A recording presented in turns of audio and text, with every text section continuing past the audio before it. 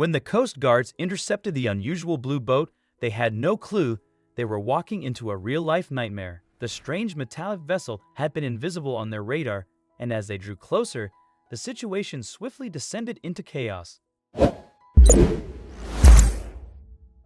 At first, the team noticed the boat was much larger than they had initially thought. Its design was unlike anything they'd ever seen, with barely any windows, just a few small glass panes on the top. Strangely, the boat hadn't registered on their radar, even though it was directly in front of them. The captain checked the monitor again, but it only showed their own vessel. The boat was a complete enigma.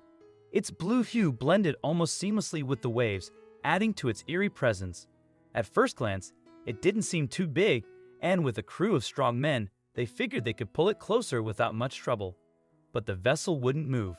Instead, their own boat began to drift forward. "What is this thing?"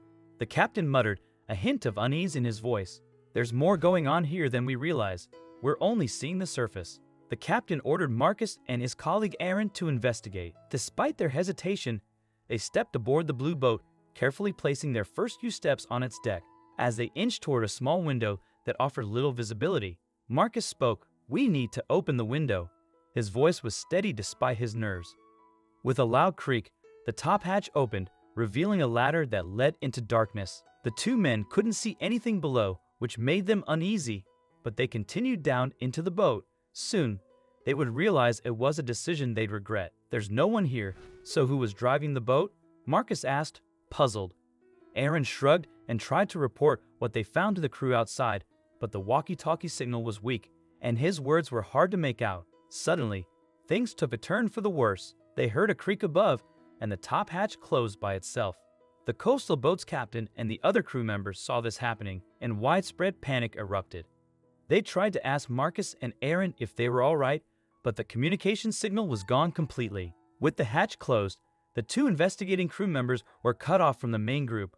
Marcus and Aaron climbed the ladder and stared at their coastal boat in fear, but that would be their final glimpse, as the blue boat had a mind of its own and was starting to submerge completely beneath the ocean's surface. "What the hell is going on?" Aaron asked, panic-stricken. On the other side, Marcus was still trying to compose himself and did his best to calm his colleague. But the two men quickly reached a state of panic. Even Marcus, who had tried to stay calm as long as he could, they slammed their fists against the metal hatch at the top of the ladder, but it wouldn't budge. Just a few seconds later, the boat was completely submerged underwater, and a realization hit Marcus. This wasn't just any boat, it was a submarine, he thought. Marcus remembered the moment they first discovered the strange blue vessel. It hadn't shown up on the radar. Its blue color camouflaged it with the sea, and it blocked all forms of communication. This boat was incredibly stealthy, but why?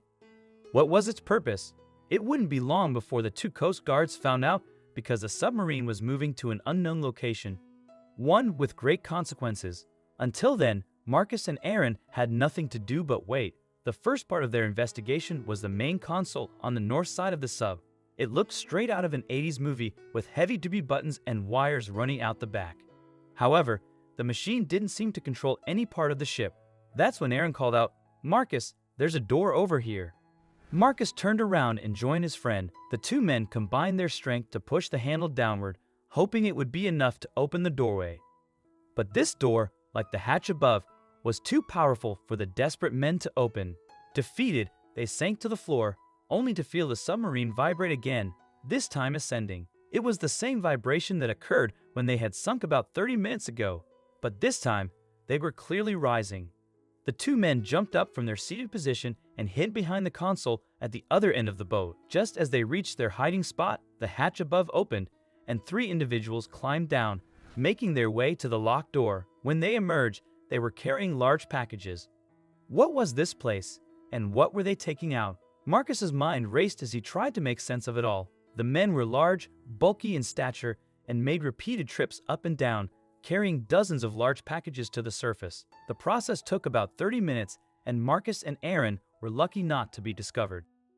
When the shady men were eventually done unloading the submarine's contents, it grew quiet inside the vessel.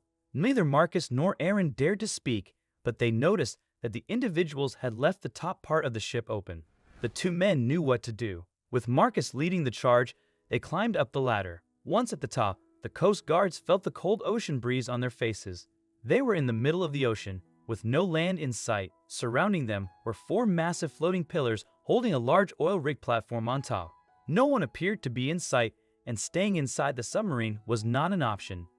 Aaron and Marcus carefully climbed the long ladder connecting the submarine to the main platform above. Once they got there, a huge surprise awaited them. Workers were lifting boxes, and machines were transporting cargo from left to right. They managed to traverse the platform unnoticed, witnessing a secret criminal operation. The traffickers were completely unaware of the two Coast Guards sneaking through the area. Eventually, they stumbled upon a sinister scene. An older man, whom Marcus figured was in his mid-60s, was well-dressed compared to the others and oversaw the loading of large packages filled with cash and drugs. Marcus and Aaron realized they had uncovered a large-scale drug trafficking ring. Marcus and Aaron watched with bated breath as the leader raised his hand, signaling for something in the shadows to step forward. What came next sent chills down their spines. A knife was thrust into one of the packages, and when it was pulled out, a fine powder clung to the blade. The moment their eyes locked on the substance, their hearts nearly stopped. As Coast Guards, they had seen this before. This was a powerful illegal drug, the kind they were all too familiar with confiscating. Suddenly, everything became very clear. This was an illegal trafficking ring. The criminals were using the stealthy submarine to transport contraband from one location to another, and the oil rig platform served as the perfect central point for their operation, situated far enough out at sea to avoid detection. From a distance, it looked like just another ordinary oil rig. Aaron felt a surge of both nerves and excitement. By sheer luck, they had uncovered a major criminal operation. They knew they had to move quickly. When Marcus checked the walkie-talkie in his back pocket and saw a signal, the two Coast Guards quietly slipped away from the leader and found a hidden spot at the far end of the platform. To their surprise, the walkie-talkie worked and they managed to reach their crew. Speaking in hushed tones, Marcus and Aaron explained the situation. The crew was relieved to hear they were safe, but shocked when they learned their location. A new problem soon emerged. Marcus and Aaron noticed the submarine being loaded again, likely with drugs. They knew they had to act. Rushing to the control room, they found the door locked. Just then, the well-dressed man from earlier spotted them, locking eyes with Marcus and Aaron. Acting fast, the two Coast Guards evaded the workers and eventually gained access to the rig's main operating room. With swift action, they immobilized the submarine, bringing the criminals' operations to a halt.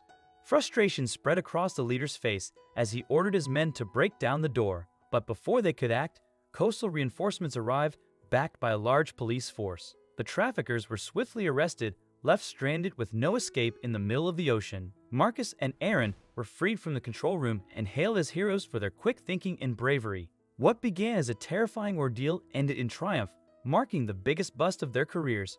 It couldn't have ended on a better note. What do you think of Marcus and Aaron's brave actions? Share your thoughts in the comments below. If you enjoyed this video, don't forget to give it a thumbs up and share it with your loved ones. Also, make sure to subscribe and hit the bell icon so you never miss an update from our channel. Thank you.